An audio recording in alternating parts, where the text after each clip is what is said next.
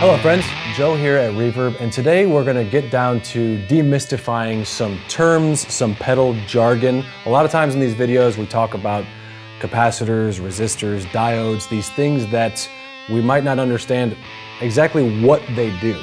And a lot of you out there are like me. You're a player and you enjoy the way that these pedals sound, but really don't understand what does a resistor do, what does a capacitor do. So we brought in the pro, Johnny Water from Daredevil Pedals, to help us understand more of these components and what they're all about. Yeah, there's a lot of people out there that are interested in either modding pedals or just what makes something work a certain way that it appeals to them. You know, why do I like the way that a rat sounds when I crank it up? You know, there's a lot more to it, and it's not as complicated as you might think. So that's kind of our goal today, is to get into detail, but also give kind of a general outline for people so they can understand, you know, just kind of the basic building blocks of what goes into these pedals, to kind of help you understand better what's on your board and to maybe pique your interest in diving into building something like this yourself. So we're going to get into understandable detail today. Right. Okay, cool. Right. We're not going too far. We're going to keep it in general terms, but still a deep dive. Love it. Wherever that meets in the middle. So let's take the dive. All right.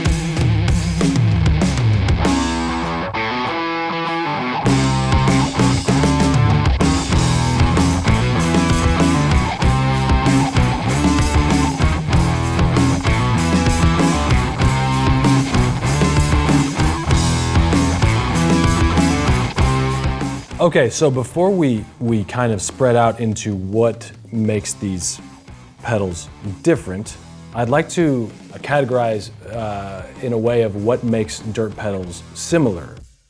Anybody that's seen photos of inside a pedal, it looks like there's a million different things in there, and oftentimes that's kind of true. You know, there's basic building blocks that go along with this. Resistors, capacitors, you know, potentiometers.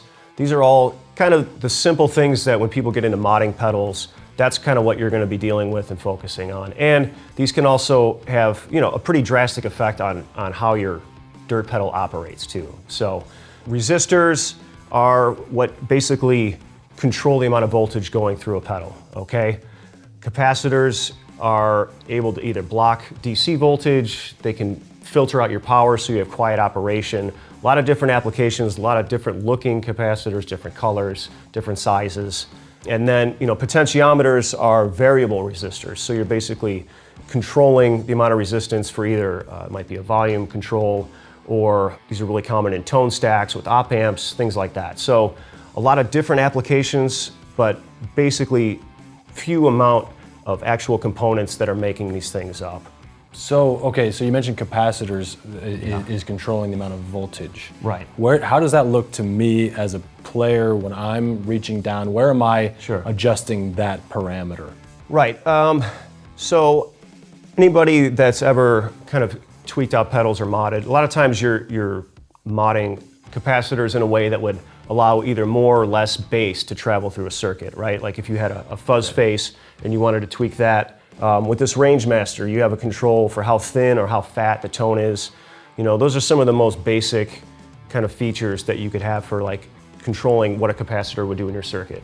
Okay, awesome explanation for capacitors and a lot of different application for using capacitors. How about resistors? Kind of the easiest way to think of this is it's just limiting how much voltage is going through a circuit, okay? So this can be real straightforward, or you can use this in ways to shape maybe a tone stack in a pedal. Okay. Like I said, with a potentiometer, that's a variable resistor. You're basically controlling how much voltage goes to ground before it leaves your pedal. Okay. So that term resistor, actually, the way that we kind of understand it, just the word resistor, it does resist the amount of... You're limiting the voltage that goes through it. Okay. And yeah, different applications, but in general, that's pretty much what you're doing with those guys. Can you define tone stack? Tone stack is usually just a filtering mechanism that's going to alter your waveform as it travels throughout a pedal. Okay, there's different types. The Big Muff tone stack is one of the most popular. Okay. You have op amp tone stacks like you do in a tube screamer. So you're really just shaping the frequencies that are being allowed through that. So, and one of the easiest ways to do that is with an adjustable pot.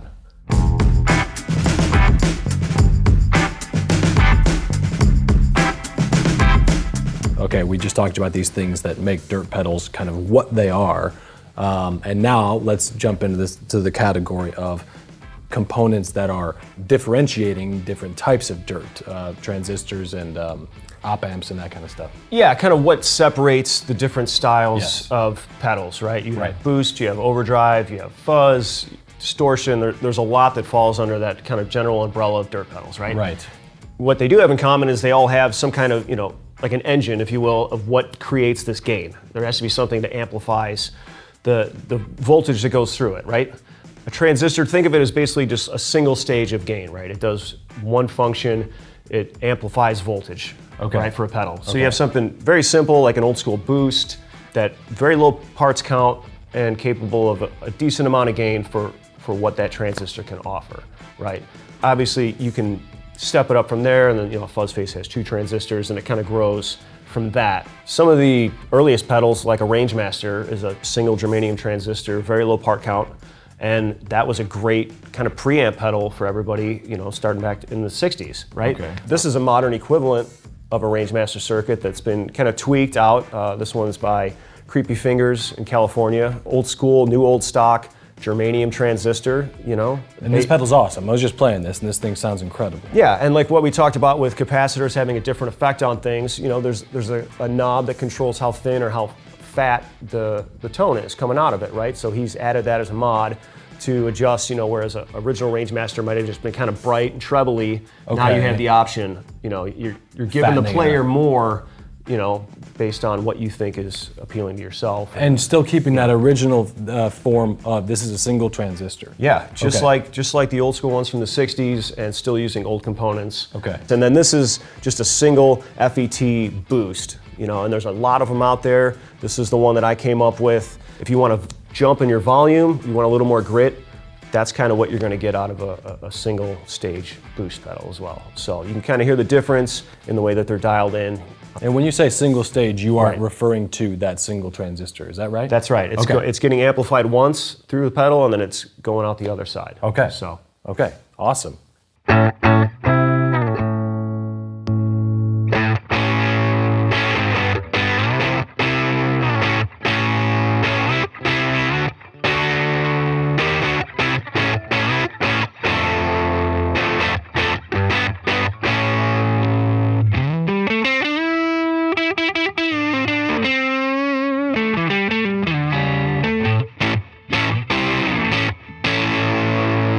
Now we'll hear the difference, speaking of dirty and aggressive, between, again, similar part count probably in both of these, but this one is dialed up differently and has germanium transistors. So you can hear how it's got more of a preamp kind of, I would say a distortion kind of feel to it, but in a very vintage kind of way.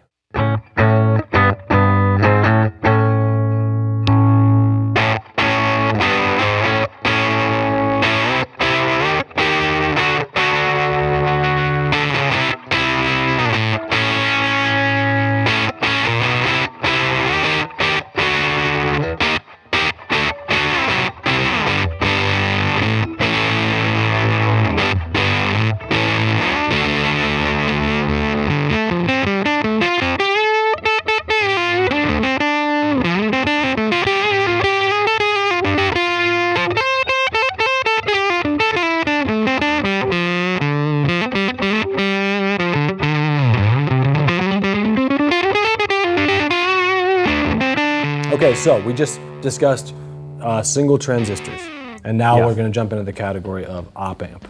What's the deal with op amps? Op amps, integrated circuits, ICs, operational amplifiers, those are all different names for the same thing, basically.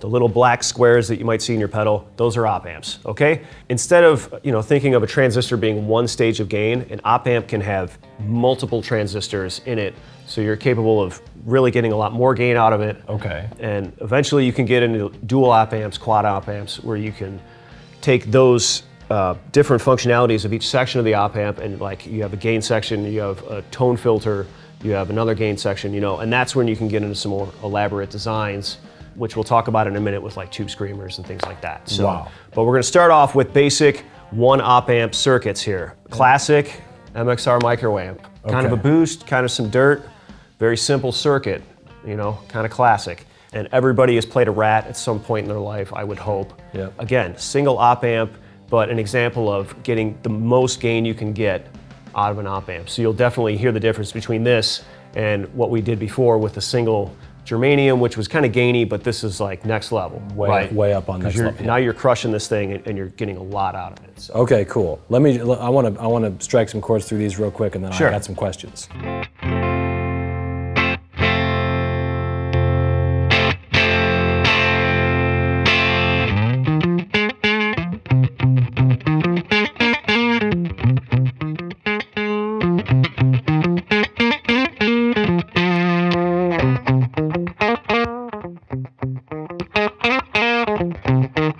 These they can be more efficient with what they're doing, right? You can get more gain without having With the op amps. Right. Yeah. Without having to just completely overload a transistor to get kind of the level of gain you want to get. These, they have more there, so they can work quieter, they can be more efficient, they can keep up better with what you're trying to get out of it. Okay. So kind of think of it like a car engine. You know, you're going from like a 4-cylinder car and you're trying to drive 75 miles an hour. Now you got a V8. Okay. Easier for the vehicle to do what you want, and you know, quieter, more efficient, things like that. Yeah, exactly. And you mentioned like within an op amp you can have multiple transistors. Right. How many transistors can you put into an op amp? There's a lot. Is there a limit? They're very small. Okay. I don't know. What's the most? Probably a lot. I don't know.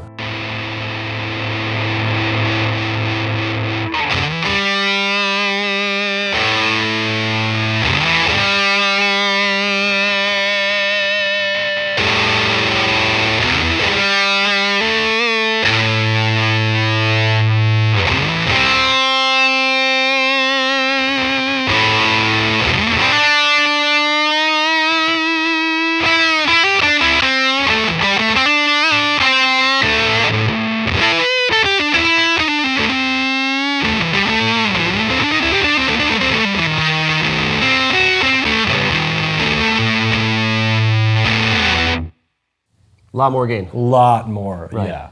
From this to that, from the micro amp to the fat rat, it's a clear distinction, not only in the sound, but you know, as a player, the thing that makes you play differently all of a sudden. You play differently right away. Pretty wide gap between what you can do with how you drive a single op amp within a pedal circuit. So. Wow, that's striking to me. The idea that in that same category of single op amp, the range, even just with these two that you're showing here, that's a very striking and very compelling difference. Yeah, and that's how you get into modding pedals, because you're like, wait, I can make this do this now. Okay, so the question that comes to mind then is how are these the same, single op amps, but sound so different? Where does that come from?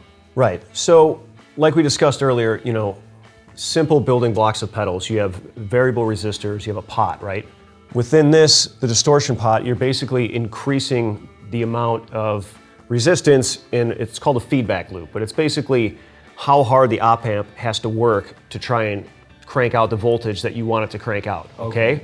And so when you do that and you say, I want this op amp to give me more gain, I'm gonna increase the amount of resistance in this feedback loop. That's a simple example of how you can adjust things like that within a circuit, right? Okay, yeah. Whereas, you know, this micro amp doesn't have nearly that amount of resistance in that. So it's about that resistance pushing back so that these components have to work harder and create more power, more sound, more grit. It's kind of like, how can I keep up with what you want me to do in this configuration, right?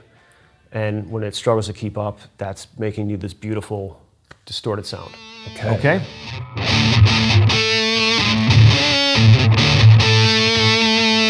Okay, so we were just running one op amp pedals, and now we are technically doubling the op amps here. Well, multiple stages of gain. Okay. As opposed to single stages of gain with an op amp. Okay. Okay, cool. Although these do have multiple op amps in them, because sometimes op amps can be used for tone filtering or you know, other applications. So you're doing a good job of covering the bases of my ignorance on this. Trying. So everyone's used a big muff. However, most big muffs are transistor based. This one is the op amp muff, which is the highest gain of the muffs because it has these big grinding op amps in them with lots of clipping. Okay. And that's kind of why people love these, because it's just really over the top. Amazing. So that is a good example of a multiple op-amp gain stage. Multiple op-amp gain stage, and this is the biggest of the muffs. Let's hear it. The late 70s op-amp big muff, yes.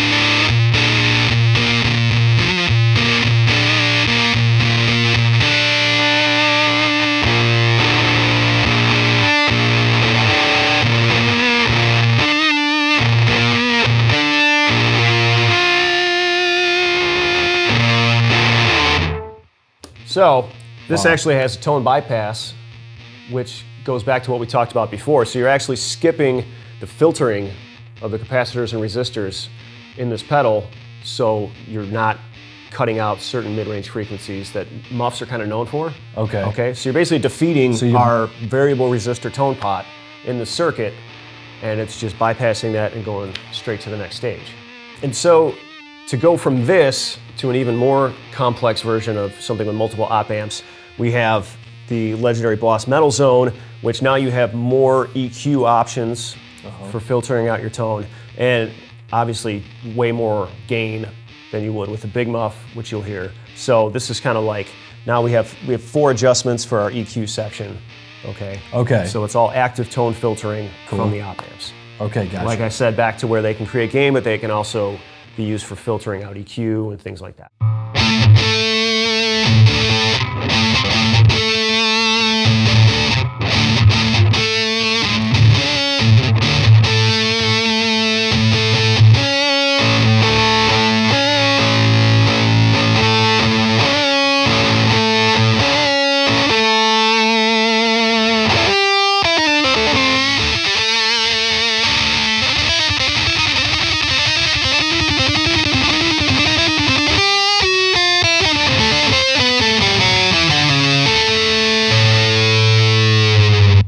So Johnny, we've talked about some building blocks, the components, capacitors, resistors. We talked about transistors and op-amps. There must be more. What are we getting into now? There's a lot more, and a big aspect of dirt pedals is clipping. Now, up until now, we've been kind of talking about how do we take our signal and amplify it and create this nice big, voltage that we're going to turn into distortion eventually or overdrive or whatever. But integral part of that is the clipping. And people have heard this term, they've heard asymmetrical, symmetrical, LED clipping, silicone, there's a lot of different aspects to it, and you might not be familiar with what all those things actually do within your circuit of your pedal. So, clipping refers to the way that you would implement diodes in the circuit to limit the voltage waves that are coming out of your op-amp or your transistor. Okay. Basically, you're taking your nice big, high voltage wave that you've created, and you're altering it to give you increased overdrive or distortion or fuzz or whatever it is that you're trying to get out of this, okay? There's a lot of ways to do it, but in very general terms, you have hard clipping and you have soft clipping. Okay. What is hard clipping? Well, it's kind of what you would think it would be. If you picture, your wave of your voltage going through your pedal that you've created with your guitar, it's taking that after it's been amplified, and you're literally just limiting the top and bottom half of the wave and cutting it off in kind of a harsh way. Okay. Which gives you that nice distortion or the crunchy gain or whatever it is you're going for. It's a hard clip, and you get harsher results from it. Okay. Examples of this would be a distortion plus. Okay. You're amplifying your guitar signal, and then you're knocking off the top and the bottom of the wave, and you get this nice crunchy distortion.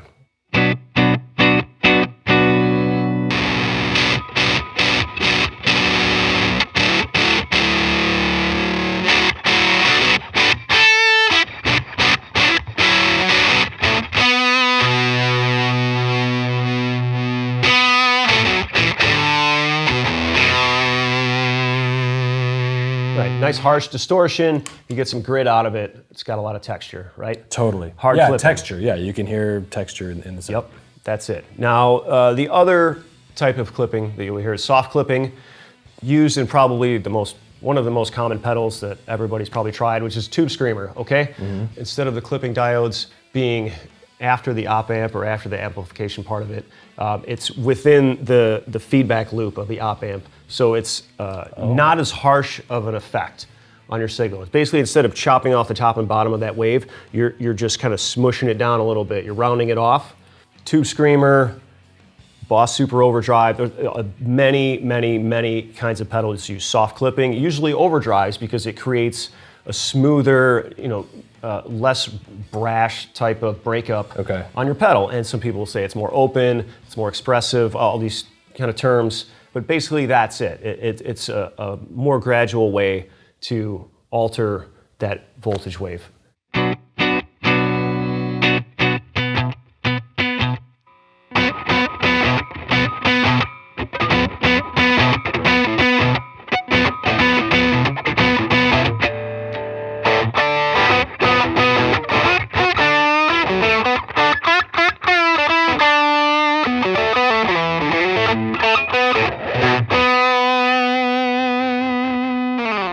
Okay. A little bit smoother, not as harsh sounding, and that's why they're great for overdrives. You get more of the tone of your amp as opposed to just smashing it with distortion. Okay. So is that where this word transparent comes from? Forget I said it. Forget I said it. Forget I said it. Let's go back and forth between the 808 and the distortion plus. Can we do that? Yeah. Okay, cool. So sure. Soft clipping 808, hard clipping distortion plus. Yeah.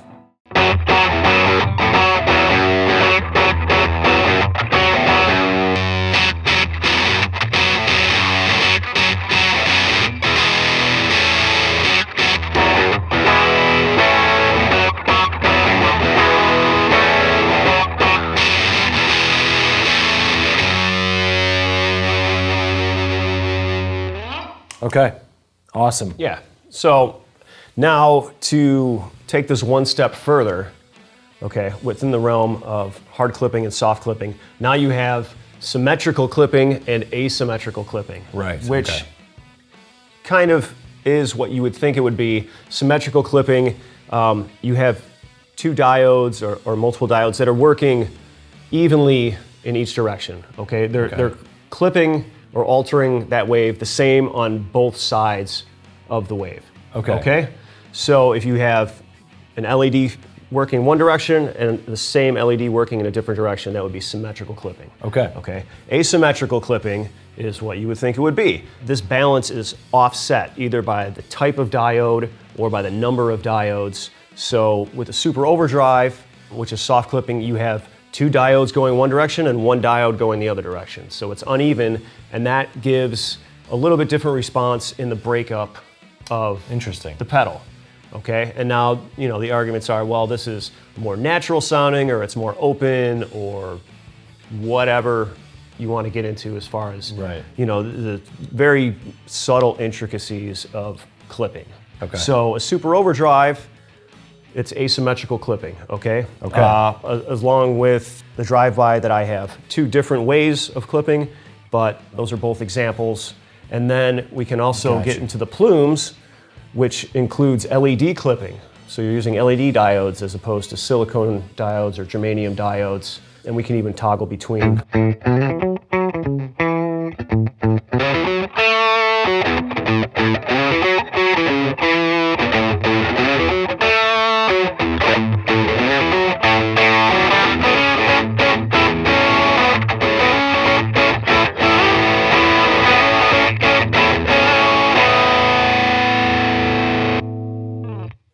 SD1, asymmetrical soft clipping. There you go. 808, symmetrical soft clipping. Do I have that right? There you go. Okay, cool. So let's stack both those against each other. Not against. Yes, they're friends. They're friends. They're on the same team. These are all friends. Everybody's on the same team. They're the same team, yeah.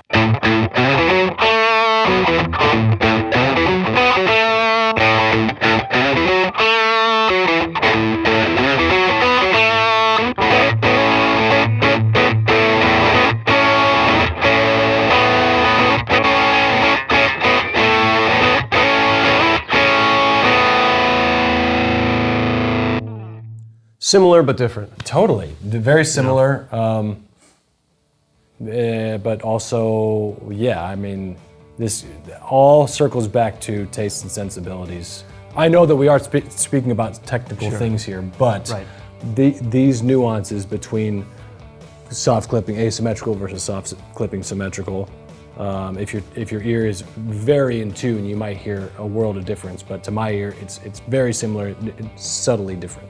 I think that this configuration is what lends this type of circuit to having so many different variations of it. Because if you think about it, I would definitely say that the most widely copied and the most variants of any circuit has got to be the tube screamer, because there's so many different ways that you can kind of nitpick these subtleties like what you just said. Right? Okay. You have this way of clipping the signal that is open to a million different configurations.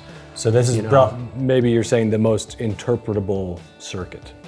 Yeah, I would say that it's a really great palette for people to fine-tune things. Yeah. You know, and to adjust frequencies, and it's just kind of like the perfect setup for someone that wants to go off the cliff into that world of fine-tuning and overdrive tone. So, to further twist this scenario a little bit, we have the Plumes by Earthquaker, which is a killer drive pedal. Yeah. But they give us this toggle option to select between different types of clipping, which is a pretty popular mod for any type of overdrive, things like that, right? Yeah. So in this first position, we have symmetrical LED clipping. Okay. And if we go over to number 3, we have asymmetrical silicone diode clipping, okay? Okay. So 2 different things, 2 different styles of clipping, but again, like we talked about, giving players more options to really fine tune what they want to get out of the pedal. Totally.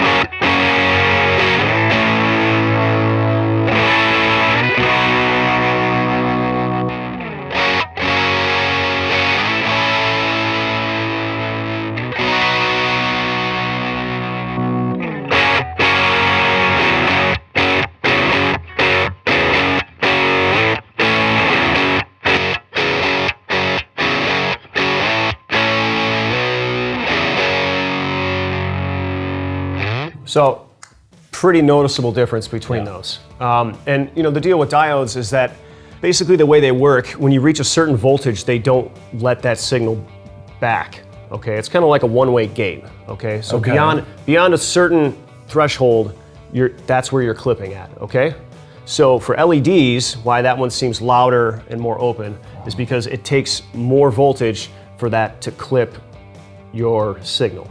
Okay, silicone diodes takes much less voltage, so it clips earlier, so you get more breakup, a little more compression, okay? And so that leads you into the difference between silicone clipping diodes, germanium clipping diodes, LEDs, Schottky diodes, okay? There's all these kind of different flavors that you're gonna get out of these configurations, which could be endless. I mean, there's so many ways that you can do this, so that kind of gives you an idea of how people might go about putting a toggle in there to choose between different types of clipping diodes. This is an example of symmetrical hard clipping, the classic Distortion Plus. This is a somewhat similar circuit, but asymmetrical clipping, and you can hopefully hear the difference. Typically, people say when there's symmetrical clipping, it's maybe a little more compressed, whereas the asymmetrical might be a little bit more open sounding, or maybe a little bit more dynamic.